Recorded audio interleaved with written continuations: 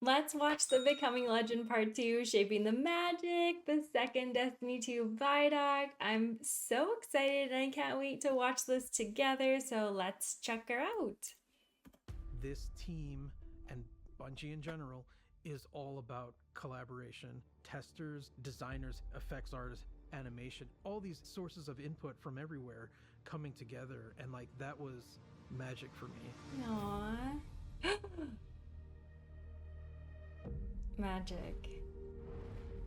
Well, everything looks. The final shape, it felt a little like a love letter at times. That's so We sweet. really thought about bringing that forward to the weapons. Like Kvostov, it's the first gun you get. There has to be the narrative bookends of the first gun I got in the game. It's here in the Pale Heart. It's like this old friend returned.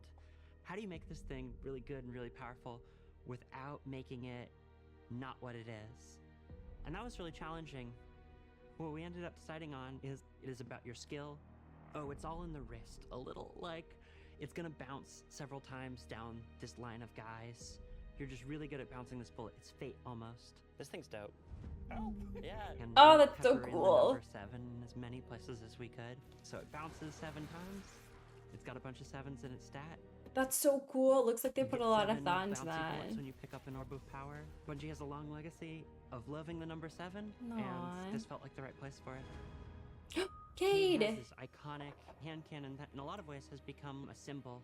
We took Ace of Aw. Spades and we went, where's the rest of the deck of cards? We had this really cool opportunity to theme all the Pale Heart Oh, look at that.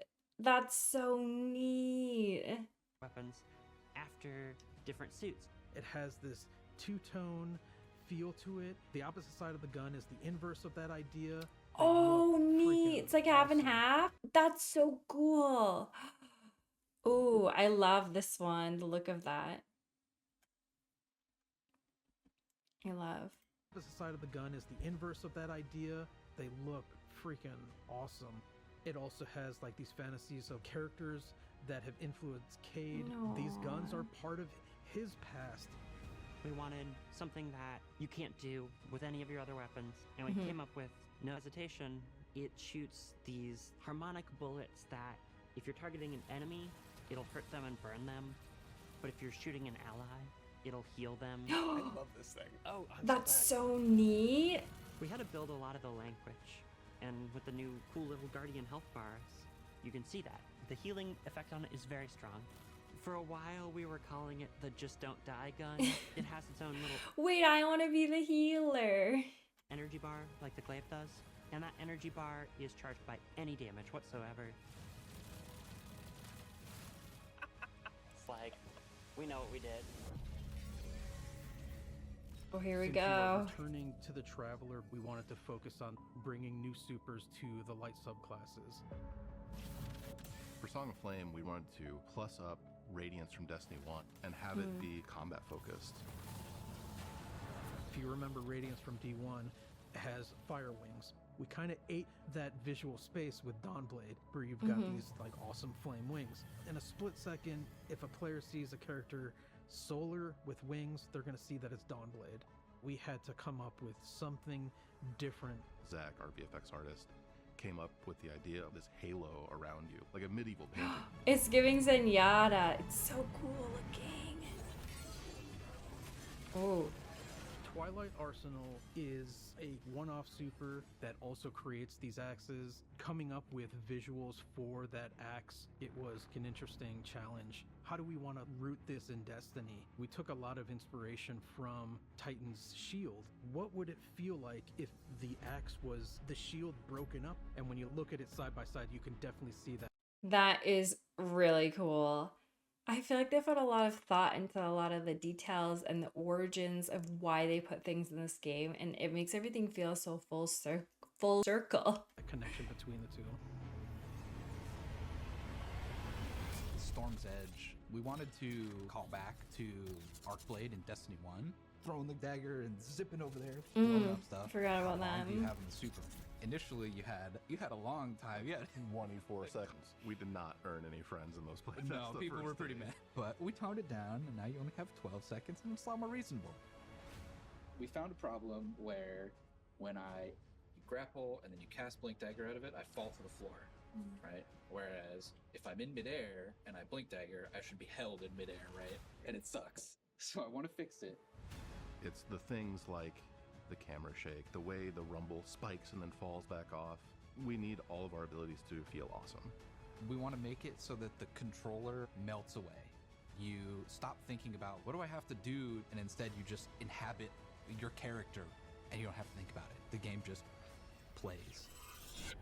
The great thing about Prismatic was every playtest we did, the feedback got better and better. Oh, that's really good We have gone news. back and forth on what starter builds that players will get in Mission 1. Okay, we're going to start the Titans with Stringer's Lash, their strand aspect, and Knockout.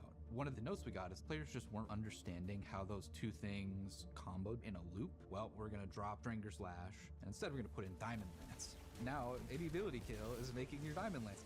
Your Knockout punch, hey, that makes a Diamond Lance. You throw your Diamond Lance at the floor, everything's frozen, now you can punch stuff again and get amplified with Knockout. Once we made that Oh, that's switch, really cool. all of a sudden it clicked in players' heads. This loop becomes a lot more clear, and players were much more satisfied with their starter loadouts. At the end of the day, like, the chaos is the point. Yeah. If you aren't surprised and delighted in a way that you didn't expect, like, Yeah. Look at how cool that looks. I love the color scheme. This strike is probably one of the coolest strikes that we've ever released. I started my Destiny journey playing strikes. I really wanted to push the expectations of what a strike could potentially be. This strike, it's sort I like seeing stuff like this because it's like a peek into the behind the scenes on how things are made and how they come together and how it all results in Destiny. And I think it's really, really neat, even if we don't totally grasp what they're showing us, to see kind of how they got there. of a memory out of the Witness's history of its race and what its buildings may have looked like in the past.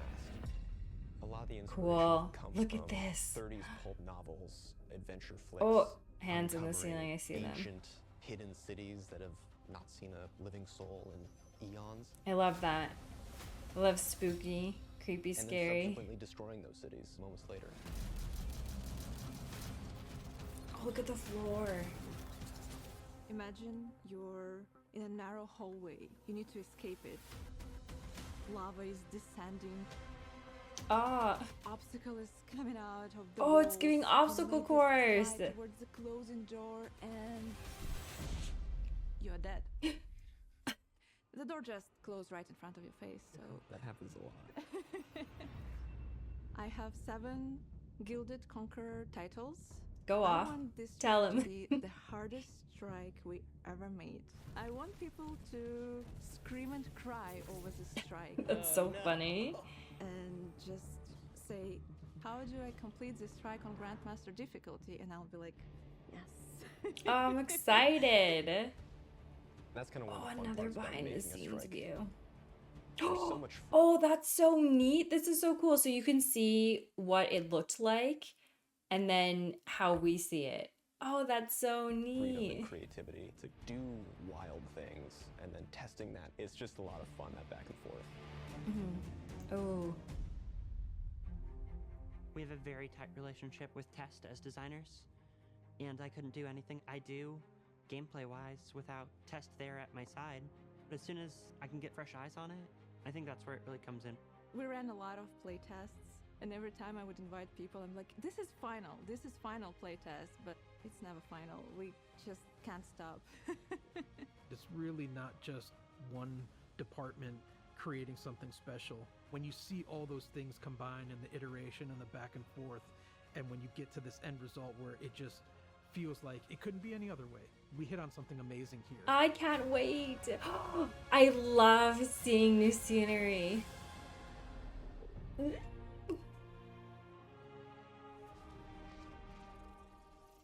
That's so soon. It was nice to see Kate again and then seeing the Ace of Spades. And that's just like, I just love that gun so much. And I just always feel so tied to Kate when I use it. And it was just really cool to see them take a concept and then go further with it. I think that that's really, really neat. I especially love when we get to see glimpses of what's going to be coming scenery wise. Like, look at how incredible this looks. And I just love like the little attention to detail that we get to see, just like the different palm trees that they're sneaking in, and if there's going to be any kind of symbolism there. And I loved learning about where they were drawing on from that. And I noticed right away that they had the hands coming out of the ceiling, and I like the light coming in. I just think it looks so cool. And I always love all the little bits and things that they add to the maps and to like the environments that just make them really, really feel otherworldly. This has come such a long way over the years, and I can't wait to see how it's all gonna kind of come together. I'm so excited.